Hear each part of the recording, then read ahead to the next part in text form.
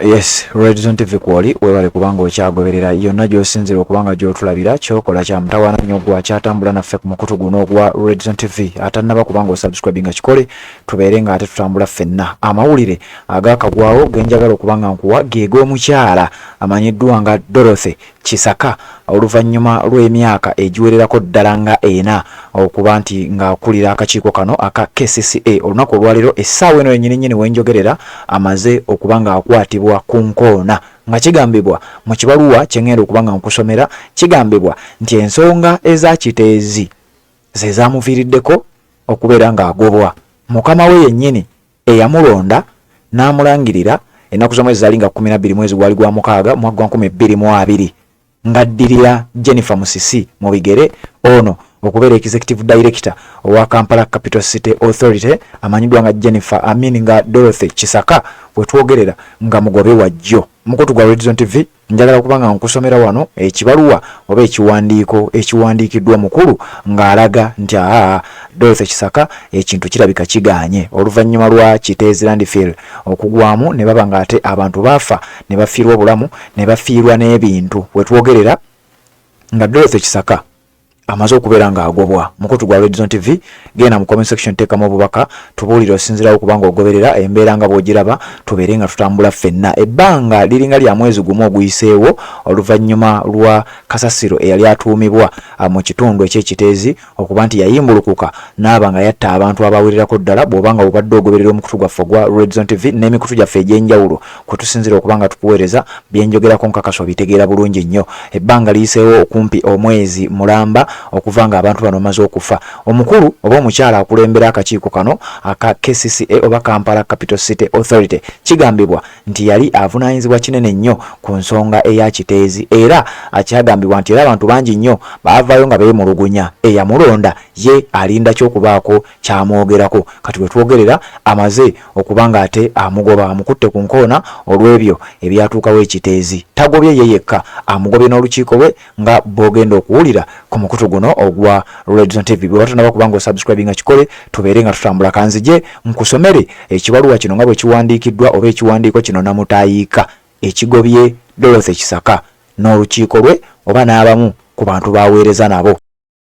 Assalamu alaikum wa rahmatullahi wa barakatuh. Amanya n'eddoboozi Haji Abdu omusomi w'edduwa. Nkola ku nsonga ez'enjawulo emirimu nga gikutataganyeko ebyenfuna byo nga bidobonkanye ne oba oli bweru wa ggwanga emirimu gya kucankalanako jangu kusomere ku dduwa kubeda nedda edduwa zaabaawo edduwa zisomebwa omuntu n'oterezebwa mu mbeera yonna ebadde kwesibyeko akanyaga. Nina ekyoto kye nsobola okukumira wadde oli bweru wa ggwanga nga toli kumpi wano n'ofuna omukisa ogwo nawe n'osomerwako ku dduwa nga nkuteddeko n'akabaani. Allah ajja kukusaasira ajja kwanukula. Kuba ku namba yange y'essimu 0752 44 71 56 ne ku WhatsApp kwendi mpereza obubaka sobole okuyamba. Assalamu alaikum wa rahmatullahi wa barakatuh.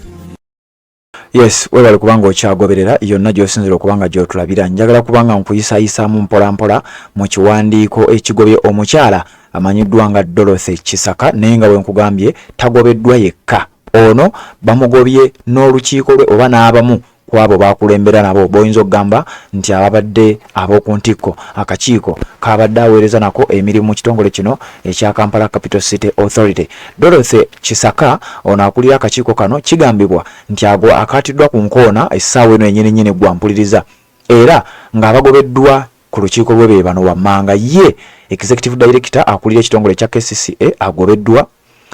Deputy we amanyiddwa nga Engineer David Ruyimbazi agobeddwa. Director of Public Health amanyiddwa nga Dr. Daniel Okero agobeddwa. Nga bano bonna ensonga zisinziira ku bya kiteezi. Kati njagala kuyitira mu kiwandiiko kino ekifulumidde ku mikutu egy'enjawulo. Ennaku z'omwezi nga 24 omwezi ogw'omwenda omwaka 2024 lunaku lwa 2 lwekifulumira lwekiwandiisiddwa nga kiva mu press release eya State House. Yoweri Museveni dismisses KCCA top officials following IGG report on Kiteezi landfill disaster. Nti Yoweri Kaguta Museveni generali agobye abakulira ekitongole ekya KCCA olw'ensonga eza kiteezi kasasira yayiika eyayimbulukuka natta abantu. Bino nno nga bizze oluvannyuma lw'okunoonyereza okwa IGG oba Inspector General of Government. Jukira twakuwa emabega kaawo omukyalo oyo Betty Kamya nga ye IGG owa government aliko essaawa zino Inspector General of Government owa akakiiko akanoonyereza ku bitongole era ebya government nga n'ekitongole kya KCCA mwekigwa bamuwa obuvunaanyizibwa bamuwa omulimu ogw'okutandika okunoonyereza ku nsonga ez'enjawulo ezeekuusa ku nsonga eza kiteezi. Kakati we twogerera nga Betty Kamya n'akakiiko ke oba ne office ye bamaze okuba nga bapresentinga report era nga mu report eno Generali Yoweri Kaguta Museveni agamba mbu kwasinzidde okubeera nga abantu bano bagobwa bakwatibwa ku nkoona olw'ebyo ebigambo okuba nti bulagajjavu bwabwe bwe bwaviirako abantu okugenda maaso n'ekiwandiiko in a decisive response to the findings of the Inspector General of Government IGG report concerning the Kiteezi landfill disaster. The President of the Republic of Uganda has exercised his constitutional authority under Article 172, Section 1, Subsection A of the 1995 Constitution to dismiss several key officials of the Kampala Capital City Authority KCCA in the public interest due to significant evidence of criminal negligence. Nti ono Generali Yoweri Kaguta Museveni ng'ayita mu kawaayiro akasemateeka 172 Section 1 Subsection A Constitution ya 1995 ng'akozesa obuyinza bwe era ng'asinziira ku kunoonyereza okwakolebwa kalabalaba wa gavumenti oba Inspector General of Government IGG omukyala Betty Kamya ku nsonga ez'akasasiro yayimbulukuka n'agwira abantu mu bitundu by'ekiteezi era bangi ne bafa. Ono agamba nti bagobye abamu ku bakulembeze mu lukiiko olw'akakiiko akakulembera ekitongole ekya KCCA Kampala Capital City Authority era ng'abamu ku bagobeddwa be bano wammanga. Mrs. Dorothy Kisaka abadde Executive Director agobeddwa. Engineer David Luyimbazi abadde Deputy Executive Director agobeddwa. Dr. Daniel Okero abadde Director of Public Health naye agobeddwa. The IGG's report clearly outlined the severe oversight and the negligence exhibited by these officials. Nti okusinziira ku kunoonyereza okwa office ya IGG oba kalabalaba wa government akirambika bulungi nnyo era okunoonyereza kwe kulaga bulungi nnyo nti waaliwo obulagajjavu obw'akakiiko kano aka KCCA. Ejjukira Erias Lukwago Road Mayor yavaayo mabegako n'annyonnyola nti bannange Kiteezi yajjula twetaagawo okulaba nga tukyusa we tuyinza okuyiwa kasasiro. Abakulu ne bamulaba kyamuli kakati nno wano obulagajjavu bwe bwatandikira. In light of these findings, the President has called upon the Criminal Investigations Department CID and the other crime management agencies to thoroughly investigate the matter further.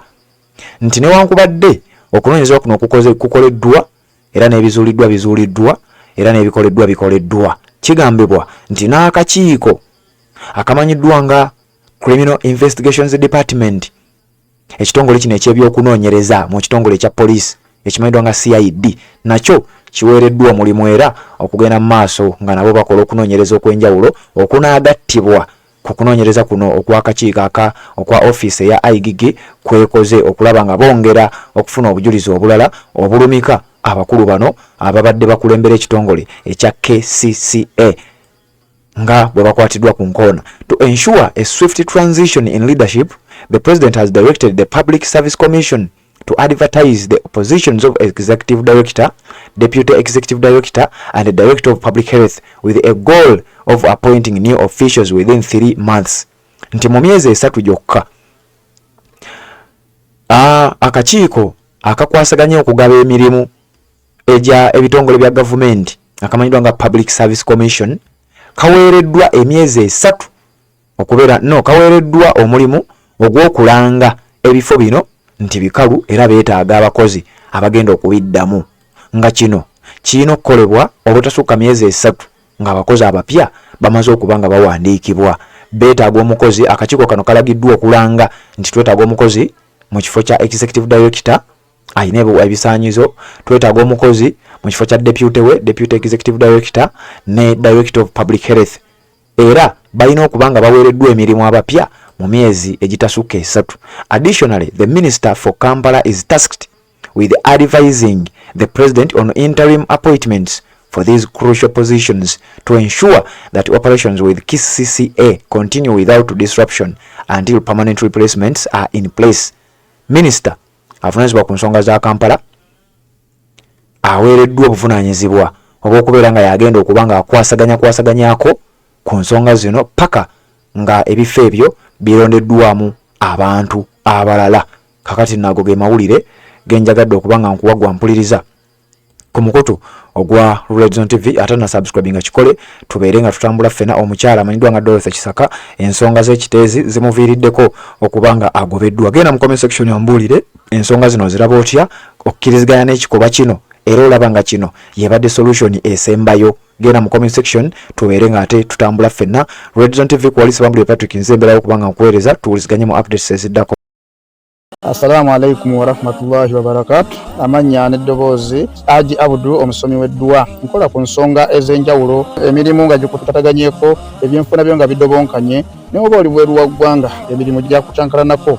Jangu kusomere ku ddua. Okubeda n'edda eddua zaabaawo, eddua zisomibwa, omuntu n'oterezebwa mu mbeera yonna ebadde ekusibyeko akanyaaga. Nina ekyoto kye nsobola okukumira wadde oli bweru wa ggwanga nga toli kumpi wano n'ofuna omukisa ogwo nawe n'osomerwako ku ddua nga nkuteddeko n'akabaani. Allah ajja kukusaasira, ajja kwanukula. Kuba ku namba yange y'essimu 0752 44 71 56 ne ku WhatsApp kwendi mpereza obubaka sobole okukuyamba. Assalamu alaikum wa rahmatullahi wa barakatuh.